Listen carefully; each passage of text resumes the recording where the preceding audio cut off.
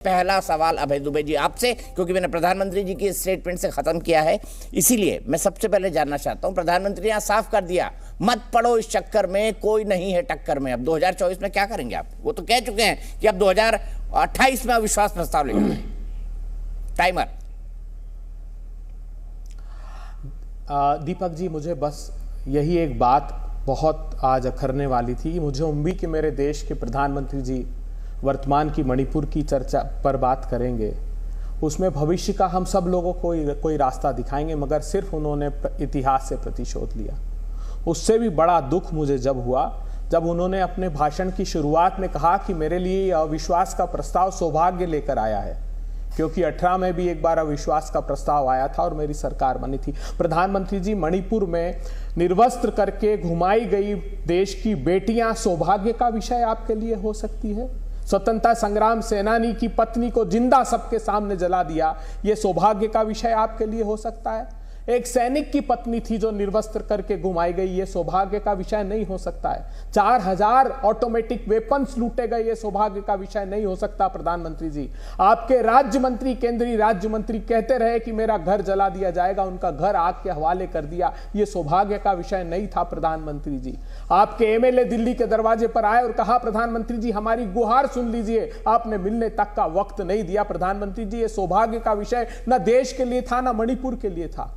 और आपने उसके बाद नेता विपक्ष अधीर रंजन चौधरी पर यह कह दिया कि वो बोलते हैं तो गुड़ गोबर कर देते हैं। प्रधानमंत्री जी, मणिपुर की संवेदनशील विषय गुड़ गोबर नहीं था प्रधानमंत्री जी। और आपका जो कंक्लूडिंग स्टेटमेंट था वो तो और भी भारी लगा हम सबको। उन्होंने कहा अगला अविश्वास का प्रस्ताव जब लाओ मेरी सरकार में तो उसमें कुछ इनोवेशन होने चाहिए, कुछ क्रिएटिविटी होनी चाहिए। इतनी विभत्स घटनाओं में कोई इनोवेशन कैसे ढूंढ सकता है प्रधानमंत्री जी? कोई क्रिएटिविटी कैसे ढूंढ सकता है प्रधानमंत्री जी? हाथ जोड़कर प्रार्थना है, जितना इंडिया को आपको बदनाम करना है कर लीजिए, मगर कोई समाधान दीजिए। इसी के लिए तो भारी मन से हम अविश्वास का प्रस्ताव आज लेकर आए थे, नहीं तो हमें आवश्यकता नहीं थी। 90 सेकंड ओवर, 90 सेकंड ओवर। नीचे नहीं दिखाना था, देश को नीचे नहीं दिखाना था। प्रेम शुक्ला जी। जी देखिए, जिन भेड़ियों को हर जगह जो है वो कहीं न कहीं से उनको मरी हुई लाशें ही दिखाई देती है, और भेड़िया जो है हमेशा लाशों पर जो है मांस को खाने का प्रयास करता है। कल श्रीमान राहुल गांधी ने खुद ही कहा कि वो भेड़िए हैं। जिन लोगों ने जो है लाखों लोगों का नरसंहार करके 47 की सत्ता हासिल की, 10,000 मराठियों की हत्या जो है करवा दी, एक FIR नहीं किया, 10,000 सिखों का नरसंहार करवा दिया, जिन्होंने 5 मार्च 1966 को अपने ही देश के नागरिकों पर बम वर्षा की, जिन्होंने जो अपने राजनीतिक स्वार्थ के लिए द्वीप जो है वो पड़ोसी देशों को गिफ्ट कर दिए, जिन्होंने इस देश को लूटने के अलावा जिनके जिम्मे कुछ भी नहीं है, जिनकी स्थिति यह है कि जहां देखो वहां उनको पराजय के अतिरिक्त उनके हाथ में कुछ नहीं आता है, जिनका नेता जो सबसे बड़ा नेता है वो फ्लाइंग किस और आंख मारने के अलावा संसद में उसका कोई योगदान नहीं होता है, उसके लोगों को दुख और दुर्भाग्य के अलावा क्या मिल सकता है? तो अभय जी, हम समझ सकते हैं आपके दुर्भाग्य के कारणों को, हम समझ सकते हैं। और आदरणीय प्रधानमंत्री जी ने 2018 में कहा था कि 2023 में आप अविश्वास प्रस्ताव लेकर आएंगे, और आप 2023 में अविश्वास प्रस्ताव लेकर आए। आदरणीय प्रधानमंत्री जी कह रहे हैं कि 2028 में आप अविश्वास प्रस्ताव ले आइएगा, लेकिन थोड़ा अध्ययन करके आइएगा, नहीं तो भेड़िया जो है वो चींटी बन जाता, और चींटी से कब भेड़िया बन जाता उसको पता ही नहीं लगता। और भेड़िया जब जो स्वयं को घोषित भेड़िया हो, उस भेड़िए से आप जन कल्याणकारी चर्चा की अपेक्षा ही कैसे करते हैं?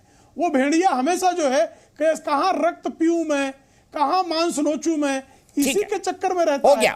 तो ये जो कांग्रेसी भेड़िया है, इस कांग्रेसी भेड़िए को भली भांति इस देश की जनता पहचान ठीक है, हो गए 90 सेकंड हो गए आपके। मैं अगली बात पर चलता हूं। अभय जी, इसका भी जवाब दीजिएगा, लेकिन प्रधानमंत्री ने अगली बात क्या कही? प्रधानमंत्री मोदी संसद में बोले तो उन्होंने कांग्रेस से लेकर विपक्ष के नए गठबंधन पर जोरदार हमला बोला। उन्होंने कहा कि एनडीए का नाम चुराकर इसमें 2 आई और जोड़ दिए हैं, इंडिया, INDIA, इसमें भी ND है, और दोनों ही आई इनके 2 अलग अलग घमंड हैं।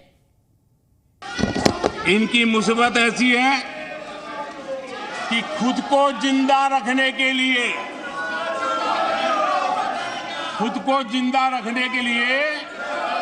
इनको NDA का ही सहारा लेना पड़ा है। खुद को जिंदा रखने के लिए ही सहारा लेना पड़ा है, लेकिन आदत के मुताबिक घमंड का जो आई है ना, आई वो उनको छोड़ता नहीं है। और इसलिए एनडीए में 2 आई पिरो दिए, 2 घमंड के आई पिरो दिए। पहला आई 26 दलों का घमंड और दूसरा आई एक परिवार का घमंड। एनडीए भी चुरा लिया कुछ बचने के लिए और इंडिया के भी टुकड़े कर दिए। I dot, N dot, D dot, I dot.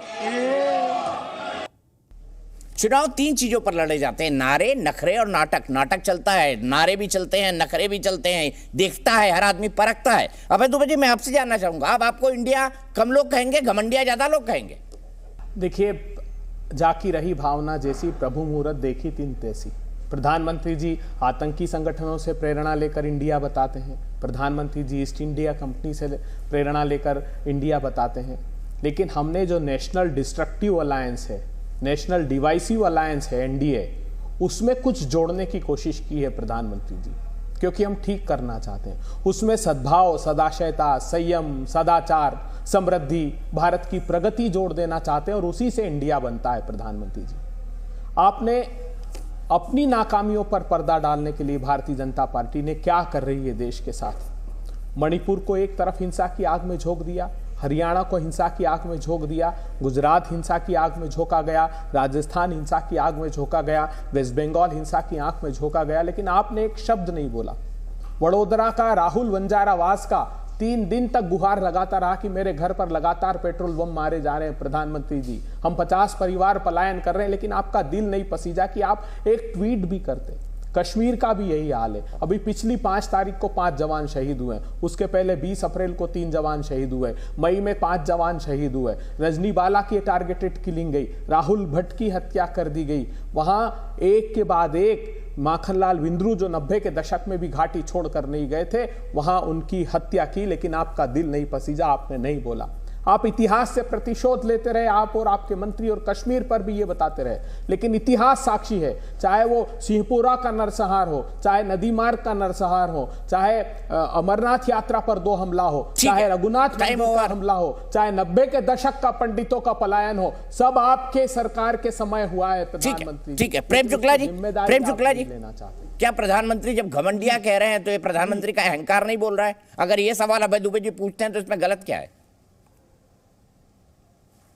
नहीं, अहंकार तो राहुल गांधी का है जो स्वयं को भेड़िया घोषित करते हैं, रक्त पिपासु भेड़िया, तो अहंकार तो भेड़िए को होता है। दूसरी बात, जो सौहार्द की बात कर रहे हैं, इनके सौहार्द की स्थिति यह है कि इस 26 दलों के घमंडिया का एक घटक दल इंडियन यूनियन मुस्लिम लीग, उसके मोर्चे में नारा लगता है हिंदुओं को जो है फांसी पर लटका दिया जाएगा मंदिरों के सामने, और इनकी बकार नहीं फूटती है राहुल गांधी की कि हिंदुओं को जो है फांसी पर लटकाने में अभय दुबे जी की पार्टी को इतनी प्रसन्नता क्यों होती है।